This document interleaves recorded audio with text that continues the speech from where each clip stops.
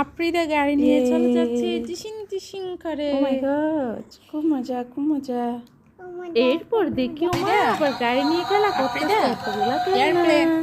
গাড়ি কি বলতেছে আম্মু? এয়ারপ্লেন। আল্লাহুম্মা হ্যাঁ, সুন্দর হয়েছে। হ্যাঁ, এরপর আফ্রিদা বলতেছে যে মামা আমাকে গিফট দাও। আমাকে গিফট দাও। Happy birthday to you. ও খেলা করতে থাকে, ওর মতো কিন্তু বলতেই আছে। ওমা এরপর দেখি আমাকে চকলেট দিছে, দুইটা ললিপপ। আমি বলছি আইসক্রিম, ও বলছে না এগুলা কোন আইসক্রিম, এগুলা হচ্ছে ললিপপ। মোবাইল দিয়ে দাও। ও মোবাইল দেখতেছে, বলতেছে মাম্মা কি করতেছো? ও বলতেছে আমি কাজ করতেছি। মোবাইল দেখ না তো, মোবাইল দেখলে তো তুমি ভাত খাচ্ছ না।